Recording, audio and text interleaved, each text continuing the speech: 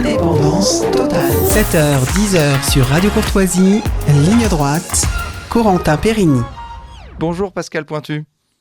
Bonjour Corentin. Alors aujourd'hui, vous nous parlez de saccage des arbres de Clermont-Ferrand.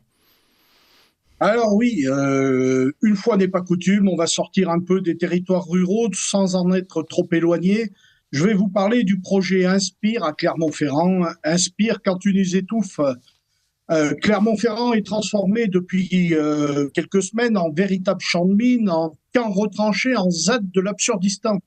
La majorité municipale PS, PCF et ELV a décidé de rendre la vie des Clermontois, des banlieusards et des ruraux venant y travailler ou faire leurs courses ou amener les enfants à l'école totalement insupportable. Alors, dans un enfer incommensurable qui s'étalera sur plusieurs années jusqu'en 2027, le projet Inspire, dernière boîte à idées d'une municipalité aux abois qui a ruiné la ville, qui a englué dans les dettes les générations à venir. Tout ça, pourquoi, me direz-vous ? Eh bien, tout simplement, et oui, tout simplement pour un projet qui est à peu près le même que celui de Madame Hidalgo à Paris. Donc, vous voyez déjà de quoi on parle, hein, vous qui êtes à Paris. Ne me le rappelez pas, Pascal Pointu. Là, c'est puissance 10. C'est puissance 10 parce que la capacité de Clermont n'est pas celle de Paris. Donc là, le gros problème, c'est qu'on met la cause écologiste en avant. Et le but du projet Inspire, c'est ni plus ni moins que de refondre le réseau des transports urbains pour assurer une mobilité douce. Alors bon, on voit que le secrétaire national à la culture de Madame Hidalgo, le maire socialiste Olivier Bianchi, en manque d'idées, copie sa collègue camarade socialiste parisienne.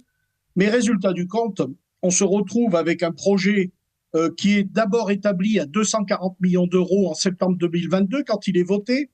Nous sommes un an plus tard, nous sommes déjà à 325 millions d'euros. Donc déjà 100 millions de plus, et il va arriver à échéance aux alentours de 500 millions, plus de 500 millions d'euros. Donc déjà, on est dans une gabegie totale, et tout ça pour faire quoi ? Pour interdire la voiture en centre-ville. Donc on interdit la voiture en centre-ville, on va sacrifier le petit commerce, puisque là, de toute façon, on le sacrifie, on interdit les places de stationnement en centre-ville, et tout ça, on vous coupe 400 arbres à Clermont-Ferrand pour bétonner, encore bétonner et toujours bétonner. Et on rend un sens de circulation totalement ubuesque. Les Clermontois ne savent même plus par où passer de jour en jour, se retrouvent dans des cul-de-sac, dans des sens interdits à droite, à gauche, face à eux. Ça devient dément. L'idée, c'est d'exclure les gens qui ne sont pas des centres-villes, quoi. Oui, tout à fait. Et si vous voulez, Clermont-Ferrand, c'est quand même un écran de verdure. C'était un écran de verdure, il faut parler à l'imparfait. C'était un écran de verdure au pied des volcans d'Auvergne. Et maintenant, les zones de fraîcheur, les îlots de verdure, sont supprimés. Et on remplace tout ça par du béton. Le petit pavillon qui faisait tout son charme de la ville de Clermont est systématiquement rasé pour y mettre un immeuble sans aucun lien architectural, rien.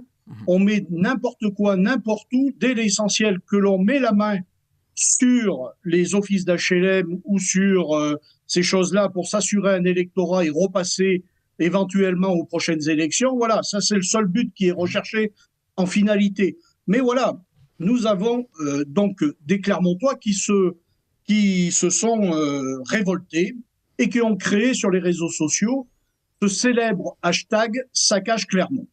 Alors ce hashtag est destiné notamment à informer les Clermontois sur les difficultés de circulation, et donc chaque participant met sa vision du jour en disant voilà, pour aller de tel endroit ou à tel endroit, avant il me fallait 10 minutes, aujourd'hui il me faut 45 minutes, il me faut 1h10.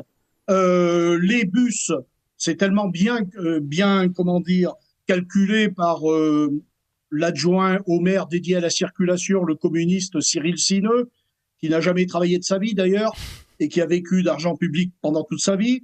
même les bus se retrouvent dans un pataquès incommensurable puisqu'ils n'arrivent même pas à tourner sur certains lieux de circulation ou sur certains carrefours. Donc nous avons des bouchons insensés, qui ont un impact sur l'environnement aussi, évidemment. Voilà, nous avons 400 arbres qui sont coupés alors qu'ils sont en pleine santé. On leur trouve des maladies. Vous savez, on trouve toujours des maladies. Et derrière ce saccage Clermont, donc ce groupe de parole, qui est infiltré par un média. Alors là, c'est là où c'est croustillant l'affaire. Mediacoop, donc un média associatif qui se dit indépendant. Et on a enquêté, j'ai enquêté, et j'ai retrouvé au sein de ce groupe, enfin au sein de Mediacoop, un investisseur à hauteur de 30% qui n'est ni plus ni moins l'élu écologiste de la ville de Clermont. Un des élus écologistes EELV de la ville de Clermont. Et donc on fait taire, et oui, comme par hasard, et on fait taire les opposants en les menaçant, en employant des systèmes mafieux, moi je dirais, parce que quand on arrive à parler de la vie personnelle du manager de ce groupe Facebook et que l'on n'a aucune preuve, ni pénale, ni d'ordre de que ce soit, mais uniquement pour le salir et pour le traîner dans la boue, c'est de la mafia. Et ce média, donc aux ordres de la ville, puisque un de ses investisseurs est l'élu de la majorité. Donc nous nous retrouvons devant des gens qui sont vent debout pour dire on aurait pu être consulté, puisque la mairie s'est dite on va consulter tout le monde. En fait, non, les réunions publiques qui sont organisées souvent sont les élus sont absents et ce sont les donneurs d'ordre et ce sont les chefs de chantier qui viennent expliquer le calendrier aux pauvres Clermontois qui n'ont même pas leur mot à dire dans l'histoire et qui se retrouvent refoulés de leur propre ville. Et on voit des commerçants comme l'élu Monsieur Sineux qui dit à des commerçants « De toute façon, c'est pas mon problème si les commerces ferment. Ça, c'est un autre problème, c'est pas le mien. » Voilà où nous en sommes à Clermont-Ferrand. Voilà, Clermont-Ferrand, qui exclut c'est de plus en plus difficile de circuler, de plus en plus de pollution, et les gens à l'extérieur de la ville sont de plus en plus exclus de la métropole. Écoutez, merci beaucoup Pascal Pointu, merci à vous. Alors, allez-y en 30 secondes. Alors, je voudrais quand même dire qu'au maire, nous avons quand même la 35e ville sur 36 au nombre de plus de 100 000 habitants sur la sécurité. Défaillante, où nous avons le plus bas taux de ratio de policiers municipaux et de caméras de vidéoprotection. L'urgence, c'est d'abord la sécurité pour les Clermontois. Et c'est certainement pas le sens de circulation qui changera la sécurité pour les Clermontois. Vous avez bien vu que le dernier fait divers, le pauvre proviseur menacé de décapitation par un islamiste. Donc on a certainement beaucoup plus d'urgence dans ce domaine-là que de changer des sens de circulation qui sont ubuesques, je le rappelle.